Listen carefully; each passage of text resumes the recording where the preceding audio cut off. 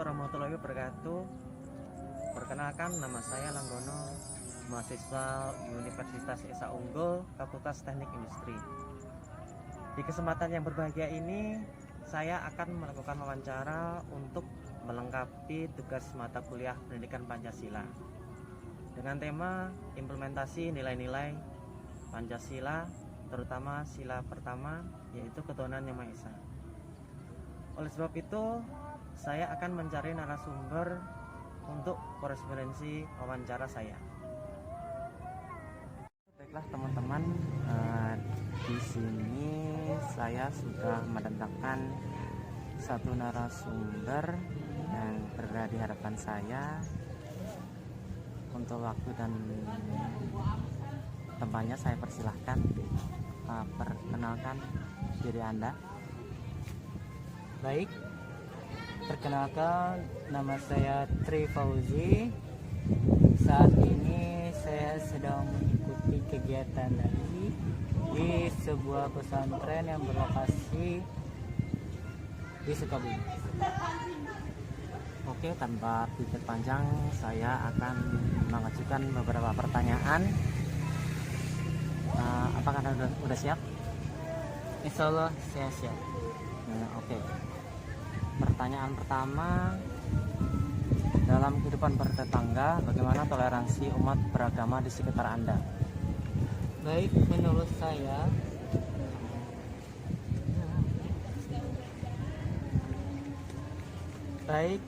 saya toleransi beragama di sekitaran saya itu berbeda-beda. Ada yang menganggap toleransi tersebut sangat penting, ada yang juga biasa-biasa saja. Contohnya sangat penting, ada yang suka sekali membantu atau menolong sesama umat beragama dalam melakukan kegiatan bergotong royong ataupun kegiatan-kegiatan agama lainnya. Ada juga yang menganggap bahwa kegiatan tersebut dilakukan hanya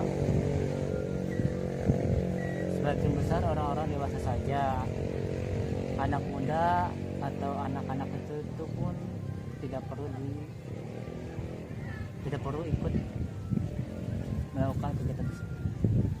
Lalu bagaimana tanggapan Anda bila terganggu dalam kegiatan agama orang lain? Menurut saya, pendapat saya, kalau saya terganggu dalam kegiatan orang lain, itu terutama saya menegurnya dengan tata cara yang sopan pastinya ya Kak, karena bagi saya mengganggu ketertiban umum itu sangat membuat kegaduhan. Dalam istilah yang awalnya orang itu tenang ataupun sedang beristirahat, terus terganggu akan adanya kegiatan agama seperti adanya pengeras suara, itu otomatis akan membuat orang itu akan marah ya Pak. Maka dari situ saya menegurnya dengan cara, tolong volume pengeras suaranya dikecilkan agar tidak mengganggu aktivitas orang banyak. Oke. Pertanyaan selanjutnya, adakah teman Anda yang beda agama yang menyudutkan Anda bahwa kitab suci mereka paling benar? Lalu bagaimana sikap Anda? Menurut saya ada atau tidaknya itu dalam pribadi saya, alhamdulillah tidak ada. Nah, akan tetapi mungkin di luar sana itu ada. Dan sikap saya terhadap orang yang suka membedakan kitab suci orang lain itu, bagi saya itu perbuatan yang cukup tercela ya Pak. Karena sangat disayangkan gitu loh. Buat apa kitab suci itu diolok-olokkan, diejek-ejekkan? Karena bagi itu semua, kitab suci bagi kita, kitab suci itu sangat penting untuk pedoman hidup kita. Dan Tuhan pun juga, khususnya Allah Subhanahu wa Ta'ala, itu tidak pernah membeda-bedakan kitab suci manapun, karena bagi Allah kitab suci itu semuanya sama dalam artian untuk menjadi pedoman hidup oleh semua orang, agar orang itu tidak tersesat dalam kehidupan. Oke. Lalu bagaimana sikap Anda ketika orang lain merendahkan agama Anda? Menurut saya sama seperti seseorang yang mencela kitab suci, itu sangat perbuatan, apalagi yang mencela agama, itu sangat perbuatannya amat tercela. Karena bukan kita doang Pak yang marah, Tuhan pun juga marah karena menganggap agama dia itu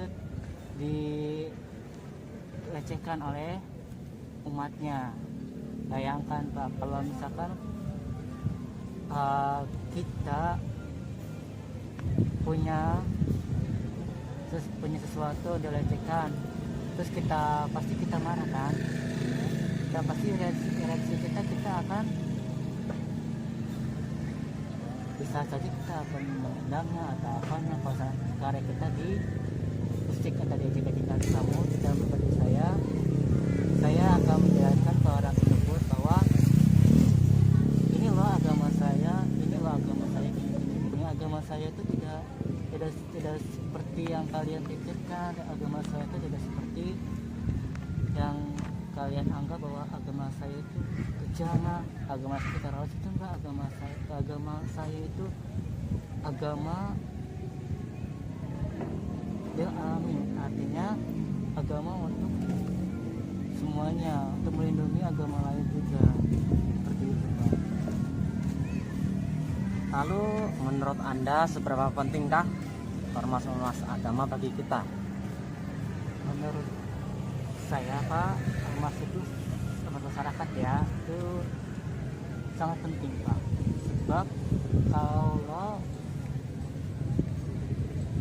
bayangkan kalau tidak ada ormas, pasti kehidupan bertetangga lah, ibarat kata itu sangat Renggang.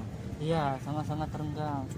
Dalam contoh misalkan pasti terjadi perselisihan, terjadi ibarat kata itu adu domba, adu mulut terhadap bersama tetangga. Ada yang misalkan ngomongin agama ini gini, jangan kita deketin lah, orangnya seperti ini. Agama ini masa nyembahnya seperti ini, bukan seperti tata cara kita itu. Makanya diadakan ormas agama. Agak kencang suaranya.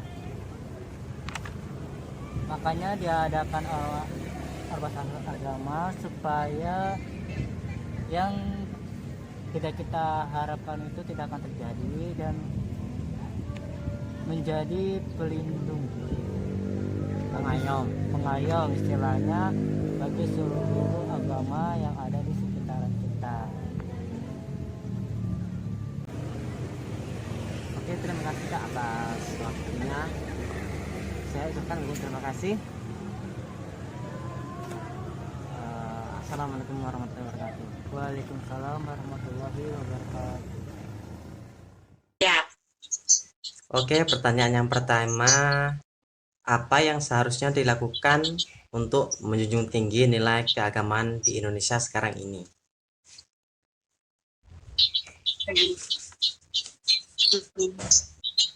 Kita harus tingkatkan toleransi antara umat beragama yang menganut perbedaan yang dianut agama yang berbeda. Jadi kita meningkatkan toleransi antara umat beragama, terus tekun melaksanakan ibadah masing-masing, melakukan ibadah masing-masing.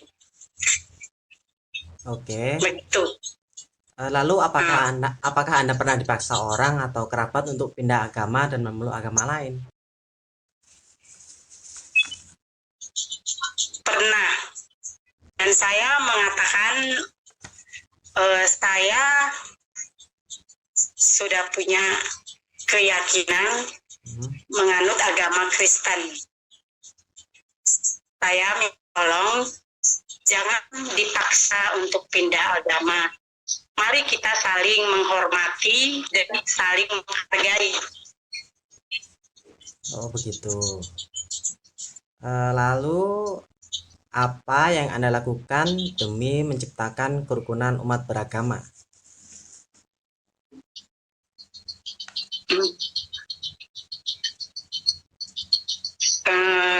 Jangan saling mencari kelemahan dari agama yang berbeda dengan yang saya yakini. Jadi jangan mencari kelemahan dari agama yang berbeda dengan saya.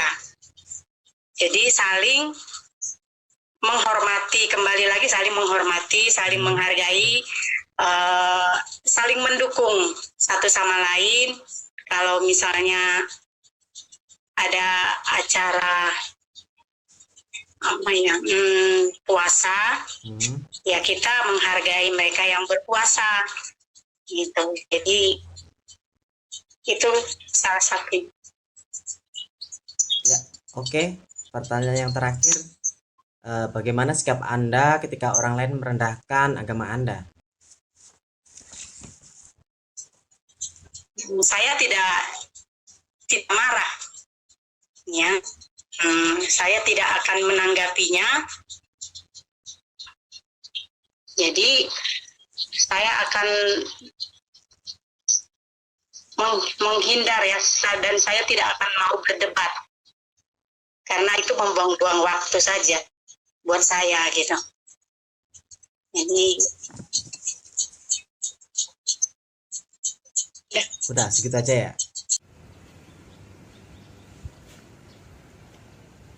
Ya, demikian wawancara saya kepada beberapa narasumber.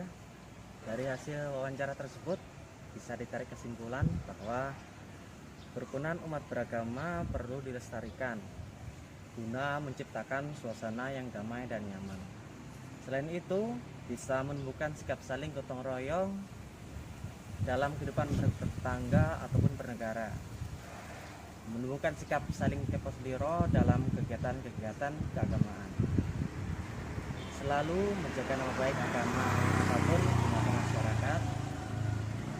Berpegang teguh pada pendirian kita masing-masing dan tidak menghina atau mencemooh kekurangan agama lain. Demikian sekilas wawancara saya dengan beberapa narasumber. Saya ucapkan banyak terima kasih yang sebesar-besarnya kepada narasumber atas keulangan waktunya untuk saya wawancarai. Apabila ada salah kata dalam berucap dan ada kekurangan dalam menyampaikan